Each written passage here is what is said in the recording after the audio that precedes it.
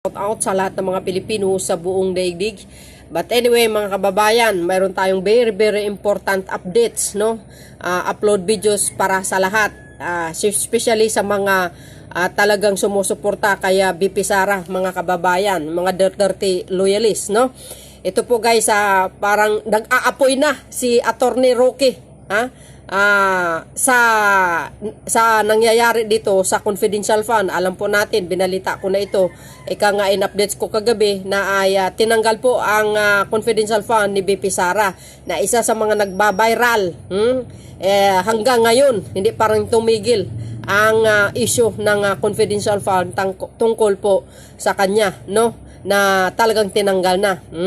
Sabi nga ni BP Sara, ang magtatanggal sa confidential, yan po ay kalaban ng bayan. Dahil alam po natin, ang confidential fund, bukod po sa mga ibang kailangan na mapuntahan ng confidential fund, syempre, alam po natin yan, hindi naman siguro ugali ni BP Sara ang mangurakot dahil inaalagaan niya ang kanyang pagkatao, mga kababayan, no?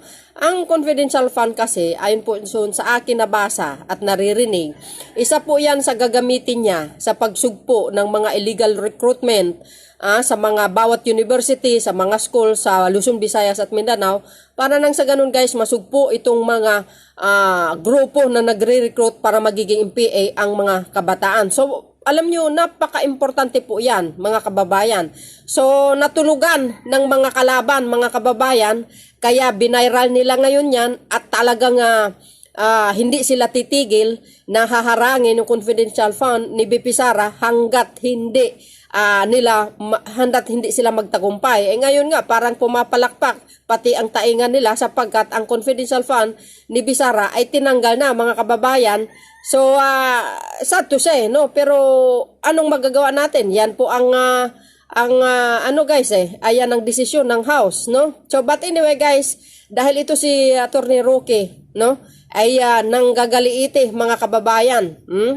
At marami po siyang sinabi. At hinamo niya po ang kongreso, mga kababayan. Nako, talagang nag-aapoy na si Attorney Roque. Shout out po kay Attorney Roque. Of course guys, ito ay courtesy po ng SMNI. Hiramin po natin ang kanilang video para maisiwalat ito, mga kababayan, at para malaman po ng lahat.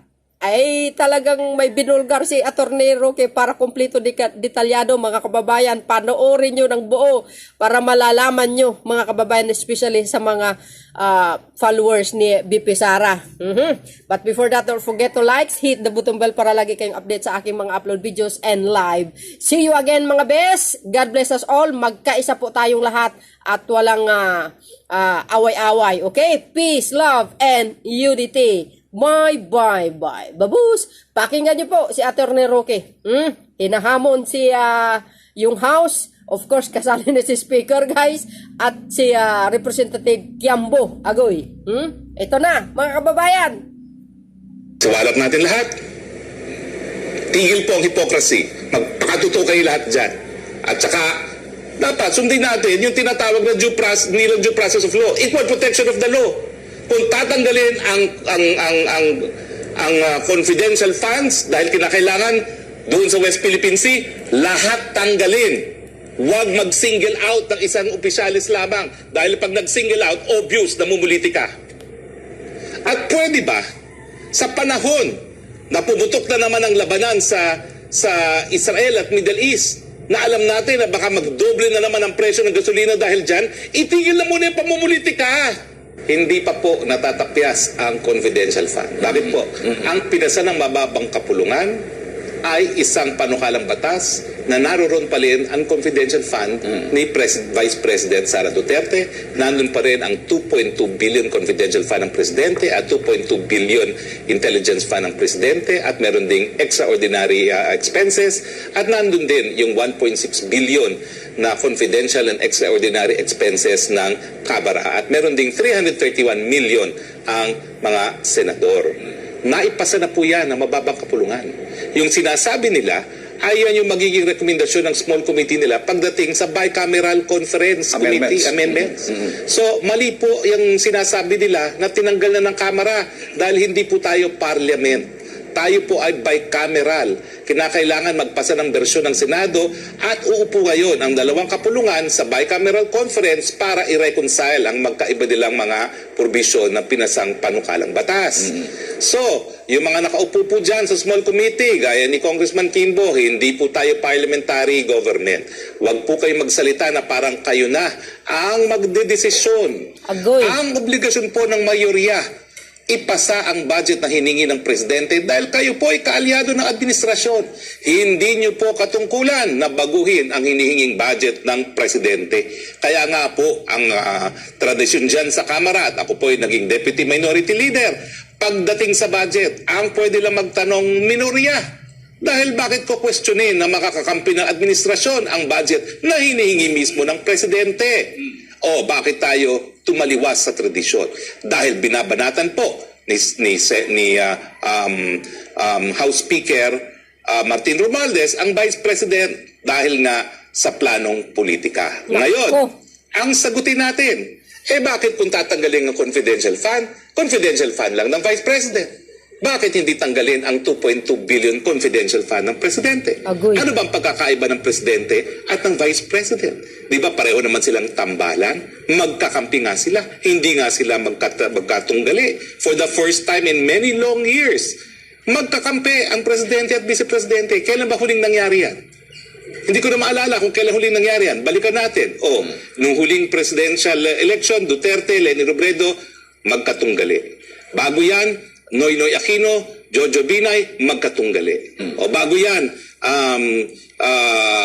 yun, magkakampi sila. Gloria Arroyo at saka si De Castro. Pero bago yan, Erap Estrada and GMA, magkatunggali. Bago yan, sino pa yun? Sino ba Vice President ni Ramos? Hindi ko maalala kung sinong Vice President ni Ramos. Naku, nag-senior moment tayo. Tanungin natin ang may pero parang ang huli na Cory Aquino, Laurel. Well, panandila, magkampi yan, pero sa totoo lang po, hindi rin sila magkakampi. Hindi pa pareho nilang obligasyon na anong pinanumpaan nila na itaguyod ang saligang batas. At sino ngayon ang nagsasabi, humihimok sa taong bayan na buwagin itong saligang batas na ito, kundi ang teroristang CPP-NPA? Bakit presidente lang ang may trabaho na pagbantayan yung mga nagtatangka na patumbahin ang ating gobyerno at wala bang ganyang katungkulan ng Vice President? Siguro kung hindi siya na talagang co-chair ng NTF-ELCAC na lumalaban sa mga teroristang CPP-NPA, hindi niya kinakailangan ng confidential fund. Pero kasi, hinalal naman natin si BP Sara dahil siya ay si BP Sara na nung siya ay mayor ng Davao, talaga namang sinigurado niya na napulbos niya ang mga teroristang CPP-NPA hindi lang sa kanyang syudad, kundi sa buong Davao. So bakit natin ipagkakait ngayon sa Vice President? And yet, binibigay pa rin natin sa Presidente. Ayan pa yung issue na tinatanggi ni Congresswoman Kimbo. Hoy, Congressman Kimbo, galing po ako sa Kamara. Hindi ko po kinakailangan si SAS para sabihin na mas matindi ang extraordinary expenses. Kasi sa katunayan po, lahat ng tinatanggap nating pera dyan sa Kamara, wala na pong liquidation. Hindi lang po extraordinary expenses. Magpakatuto kayo dyan. Nung ako po ay kongresista, 2 taon naman ako nakaupo dyan, wala pong liquidation ang mga budget na natatanggap ng mga kongresista. Pinipirmahan lang natin ng certification. Mas matindi pa po ang proseso at ang patakaran dyan sa Kamara. Naging kongresista po ako, pinirmahan ko yung mga certification na yan. Nung bago ako, sa totoo lang po, ang dami nag-a-apply, yung mga dating staff na mga nawala ng kongresista. At ang palagi nilang sinasabi, kailangan nyo kami sa liquidation dahil mahirap ang liquidation. Mula po nung 17th Congress, tinanggal na po yung liquidation. Certification na lang. Yan ang extraordinary expenses ninyo. Confidential and extraordinary expenses. Lahat ng natatanggap ng congressman. Magkano yan? Nung panahon ko po, kasama ang sweldo, 700,000 a month. Kasama na lahat yan. Supplies, travel. Pero actually, may mga itemized lang yan. Ang katotohanan yan, binibigay ang buong cash. Pipirmahan mo lang ang certification na ginastos mo yan. Wala nang kinakailangan pa. Wala nang liquidation. Nagulat ako kasi nga, nung nandun ako bago, Noong mga unang araw ko, ang dami nagsasabit ng resume. Ang palagi nilang sinasabi, sanay kami mag-liquidate. Tinanggal na po lahat yun mula nung 17th Congress. Lahat po ngayon, confidential fund, lahat yan, miscellaneous expenses sa Kamara. Magpakatotoo kayo dyan dahil ako'y galing dyan, pwede ba? O gusto niyo, isiwalat ko pa kung saan galing ang mga ibang kita ng congressman. Eh ako naman, di ako nakinabang dyan eh. Dahil miskin nakakuha ako ng budget, ninanakaw naman ng mga district congressman, kontrolado ang district engineer. Oh. Pero hindi naman Sige, lahat, attorney. gusto nyo, mag-episode tayo, special episode with Blackboard. Kung saan nyo kinukuha ang mga kita ninyo. Kung bakit nagpapakamatay kayo maging chairman ng commission ng Committee on Appropriations. Agoy, paktay Sige, na. siwalat natin kung magkano ang proyekto ng mga speaker at magkano ang mga kinikita nyo sa kada piso na ginagastos para sa infra. Anak ko po, patay. Gusto nyo? Nako, lagot. Personal knowledge yan. Hindi ako gaya ni Sas na nagtatanong. Karanasan ko. Nakita ko personal. Itigil ang kasinungalingan. Nako po. Ang katotohanan. Ayun. Tinatarget nyo si VP Sara dahil siya'y banta sa 2028. No other way of explaining it. Mahiya kayo. Dahil bakit si VP Sara lang ang tinarget nyo? Hindi mga sarili ninyo. Agoy. Diba? Kung talagang kayo ay nagmamahal sa bayan, kung talaga kayo dais nyong ibigay ang pondo sa West Philippine Sea, yung sarili ninyong mga miscellaneous funds, ibigay nyo para sa West Philippine Sea. Nako po. Huwag yung sasabihin you are on the right side of history, tatanggalin yung isang opisina lang ng Vice President, pero yung sa inyo, tatago nyo pa rin. Hypocrisy is that is the right word for you. Right place of history, mahiya ka nga dyan. Lagot kayo. Wala ka nga dyan liquidation ngayon sa house eh. Pirma lang kayo ng pirma dyan. Certification lang ang kailangan dyan. Tapos, ang gagaling, we are on the right side of history. Anong right side of history? Parang mali ang history, alam mo. Ala ka, guys. Sige kayo. Galit na si Huwag niyo ako Atty. hamunin. Roque. Ako nakikisama. Dahil minsan nga ako yan ang kultura dyan eh. Makisama ka, kaya tahimik ka dyan. Nako, bes.